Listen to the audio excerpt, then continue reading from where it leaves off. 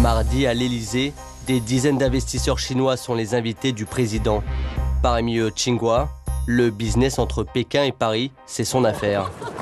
Les entrepreneurs chinois, ils aiment bien d'avoir une caution politique. Donc c'est très symbolique d'avoir ce soutien de plus haut niveau du pays. Donc c'est une très très belle chose. En pleine crise financière, Nicolas Sarkozy fait tout pour attirer les capitaux chinois. Nous avons choisi d'approfondir la coopération franco-chinoise de façon inédite. Je veux remercier mes amis chinois de cette ouverture. Mais pour investir en France, les Chinois n'ont pas attendu l'appel du pied du président. Tsinghua en est la preuve. On est en train de faire le déménagement, donc c'est pas très joli notre bureau pour l'instant. Cette ancienne avocate au barreau de New York travaille pour un cabinet parisien. Elle aide les millionnaires chinois à choisir les bonnes affaires en France. Ils veulent acheter la société ? La société, la valeur, c'est à peu près 120 millions. Les Chinois aujourd'hui, ils sont très riches en cash. Donc du coup, ils regardent vers l'Europe. Et cette année, le chiffre d'affaires de mon service, ça a augmenté 130%. Ce jour-là, des investisseurs qui ont fait fortune dans les panneaux solaires débarquent à Paris. Tsinghua les emmène à 120 km de la capitale. L'un de ses clients a déjà acheté cet ancien terrain militaire. Vous allez bien ? Ça va bien ? Il revient avec d'autres hommes d'affaires prêts à investir ici. Lui, c'est le président de la communauté de communes. Comment allez-vous ? Ça va bien ? En parlant de Châteaudun, le centre du monde, c'est formidable. Parce que Jean, il est tellement charismatique, il a plein d'amis, donc il est en train de tous les convaincre de venir s'installer ici. Et nous, on aimerait bien devenir amis. L'ambition de John Liu, faire de ce petit coin de l'Eure-et-Loire le pôle européen de l'énergie solaire. Aux États-Unis, il y a la Silicon Valley. À Châteaudun, on va faire la vallée de l'énergie solaire. Ce qui attire ces investisseurs ici, une région centrale sur la carte de l'Europe et des infrastructures déjà construites. Vous voyez ce chemin de fer ? Il va directement au port du Havre. Dernier avantage non négligeable, les subventions publiques. Vous pensez profiter d'avantages fiscaux ? Bien sûr, on va créer de l'activité ici. Je pense que le gouvernement devrait nous donner des aides, parce que dans cette région, nous allons créer beaucoup d'emplois. Et ça va plus loin que de simples promesses d'embauche. Ici, les Chinois ont signé un contrat avec l'élu local. Ces investisseurs ont un engagement de créer environ 250 emplois, voire plus. Un engagement écrit ? C'est un engagement écrit. Votre pays a des problèmes, comme beaucoup d'autres pays en ce moment.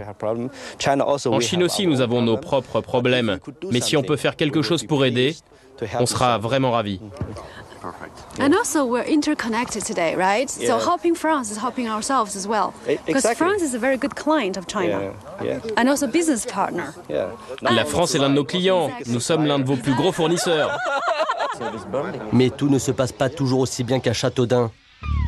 À une centaine de kilomètres de là, un énorme projet lancé il y a 2 ans suscite la polémique. C'est ce terrain de 800 hectares censé accueillir des entreprises high-tech venues de Chine. Ici aussi, ce sont les infrastructures qui intéressent les Chinois. Un aéroport tout équipé et une base militaire bientôt transformée en zone franche. La zone a été préemptée par la communauté d'agglomération de Châteauroux. Son président, qui est aussi maire de la ville, a refusé de nous recevoir. On a trop communiqué sur cette affaire-là. Ça a été trop tourné en dérision, d'une façon ridicule et hontée. La presse me fait chier, je vous le dis franchement. Est-ce qu'on a des garanties qu'il y aura les emplois créés après les investissements opérés par ces Chinois ? Mais écoutez, c'est bonne affaire, c'est pas la vôtre, j'ai pas du tout envie de vous en parler. Parce que ce serait vous expliquer de A à Z tout le montage qui a été fait entre le gouvernement chinois, son organisation d'implantation à l'étranger, et nous. Et ça, pour l'instant, ça ne regarde que les Chinois et moi. À Châteauroux, le sujet est sensible. Une seule élue de l'agglomération a accepté de nous rencontrer. Elle mène la fronde contre ce mystérieux projet. Pourquoi les Chinois viendraient ici ? Alors, pourquoi les Chinois viennent ici? Parce que nous sommes sur une zone franche. Donc c'est même pas intéressant pour notre commune. Parce que bon, quand ils vont commencer à payer des impôts, est-ce qu'ils vont rester? Est-ce qu'ils vont pas rester? Est-ce qu'on pourra les obliger à rester? Moi, ça me pose des questions quand même. Des dizaines d'hectares appartenant à ces agriculteurs ont été préemptés pour construire la future zone industrielle. Ils passent derrière le hangar, ils coupent la route là tout de suite. Là. Ils dénoncent l'absence de concertation pour ce projet. En fait, on va se retrouver avec un petit bout ici d'1,5 hectare, de l'autre côté, quelques hectares de l'autre côté. Tout ça, c'est absolument incultivable. La critique la plus sévère vient d'un député maire d'une commune voisine. Pour André Léniel, les Chinois seraient les seuls gagnants de l'histoire. Ce qui intéresse les Chinois, c'est de faire la matière première dans leur pays et de faire seulement le montage sur place, mais avec l'étiquette Made in France, Made in Europe. Et bien entendu de pénétrer le marché européen. Donc c'est clairement un cheval de Troie, mais en même temps, la communauté d'agglos de Châteauroux, évidemment, on vient lui dire qu'on va vous construire des milliers de mètres carrés, créer des milliers d'emplois.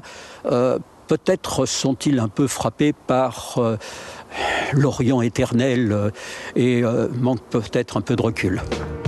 Au ministère des Finances, en tout cas, ces investisseurs font toujours rêver. Mercredi, la planète éco-asiatique s'était donné rendez-vous à Paris. Les Chinois étaient là en force. En un an, leurs investissements sur le sol français ont augmenté de plus de 60%.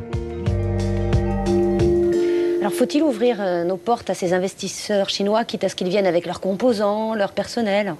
Évidemment, il faut ouvrir nos portes à nos partenaires chinois, ou plus exactement créer un vrai partenariat franco-chinois. Les États-Unis, aujourd'hui, vous le savez, grâce à la Chine, on finance une bonne partie de leur économie. Il n'y a pas de raison de laisser les Chinois